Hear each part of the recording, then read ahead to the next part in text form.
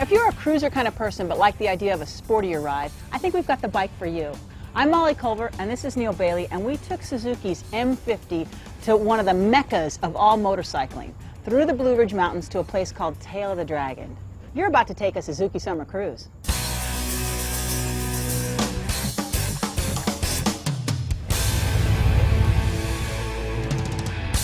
In Asheville, when we left in the morning, I was on this M50, and I think it was such an easy ride straight through town over to the Grove.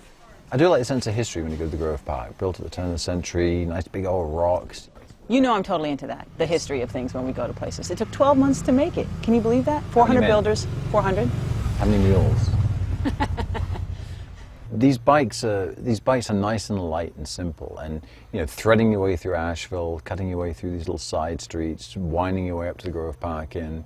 No fuss. No, definitely no fuss. Yeah. That's for sure. Nothing to worry about. You get on them and you go riding. And some very steep parts of roads, kind of cobblestones around the Grove Park Inn. Yeah, that's you want to talk about testing your low-speed handling and maneuverability. You have to. I like being on the M50 in town. This was easy to ride.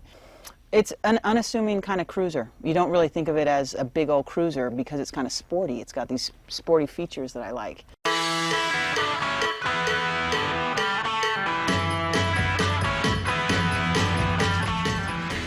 Riding in Asheville was a treat. I enjoyed going through the streets and stopping at the little street vendors. It was really cute.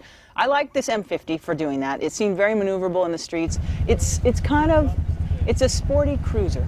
Again, we talked about what they're doing on the racetrack and putting it into the bikes that we ride every day. It's awesome. The fuel injection, coming in and out of these turns on the way to the Grove, was just easy and fun. As nice as it is to drive around Asheville, it was kind of cool to get out and jump up on the Blue Ridge Parkway and just get out and have a ride. And we did get to get some riding in. How about we went to 6,053 feet yesterday on the Parkway? What a view. I thought we would meet more people on bikes. And we did meet George and had a great chat, fellow Boulevard rider. I guess we had that camaraderie, we were all on Boulevards together. Mm-hmm. He really liked it. It's 26,000 miles, touring all over the place. Yeah. He loved it. He says he likes the accessory kit that he had on it. The touring kit. He had the touring kit on it. And he had a nice fairing. He was all set with his cooler and his mats. He's on a trip. And you know what? He made a comment. He has a Harley. He has a Road King, an old police bike that's been in the garage for a long time. And he likes his Boulevard because he can get into the garage and it starts up and he knows where he's going.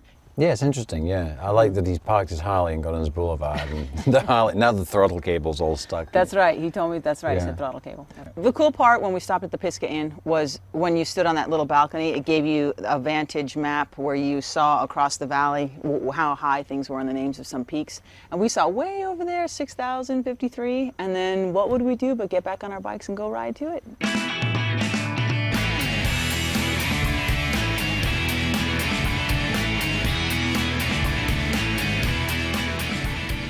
One of the things I think that makes the M50 and the C50 so nice to ride is the fuel injection. You can be coming down the hill, you roll off the throttle, there's no stumble, the bike will so smoothly go in, and then when you want to pick the throttle up to weight your chassis to get through the turn, there's no stumble, it'll just smoothly come back on the throttle. That is a great part about these bikes. They're nice and smooth. They make you look like such a great rider. They do. Because you're not on and off. Someone following you is not going to come up on you really quick because you just caught something, Yeah. Even coming off the Parkway, the roads are just superb here. 74 is a great piece of two-lane highway. We picked it up to 28. And then you come around the corner, you drive across that bridge, and you see the mist across the lake. One thing that we do not have in California is a river with mist on it at a turn. You can't come around a turn and see something like this. The guy told me it's because when they open the dam and the cold water that comes in combines with the warm air out and it creates that misty look over there. I could have sworn they were filming like a horror film, but actually, you don't think there's anything horror about it. I was thinking, oh no, it looks like the effects department have been there all morning trying to get this perfect.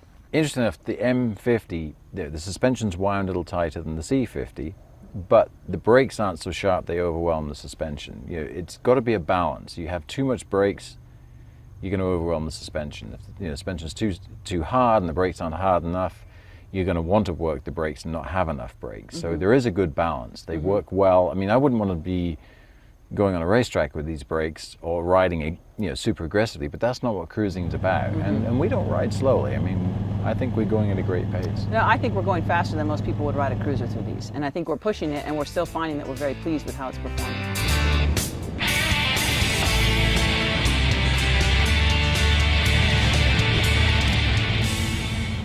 And what about when you got to the end of the Tail of the Dragon and you just find this gas station, cafe and restaurant, and there's this whole like sort of, I guess like the rock store basically before everybody gets ready to do Mulholland. Yeah. The Tail of the Dragon offers, they're just very different. When you're on Mulholland and you're going to the rock store, you've got the kind of the desert terrain, but out here you've got just the covered trees, and it seems just, it's like, when you jump out of a plane with your parachute, as soon as you pull the parachute, everything goes quiet.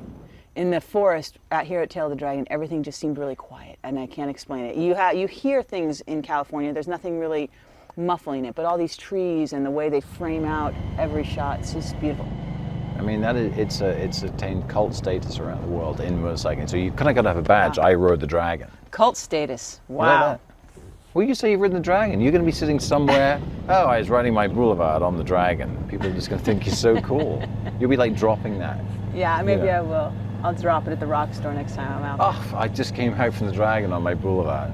But when you're cruising and you're out with friends and you're riding around, I mean, you want to stay somewhere nice. I mean, you're not just going to drive around town all the time. And being out in these beautiful mountains, being out at the Dragon, being out in western North Carolina. And then how about pulling into the Blue Waters Lodge, this lake over here, incredible, yeah. Unbelievable. But this is what you want to do. You're not buying this thing to keep in the garage. You're not buying this thing just for going down to Starstrucks. You want to get out and ride and have some fun. I mean, find a cool place like this. Find something with a view. Ride your bike out here. Oh, you'd be blessed to come here all the time. Wouldn't this be great? It's beautiful.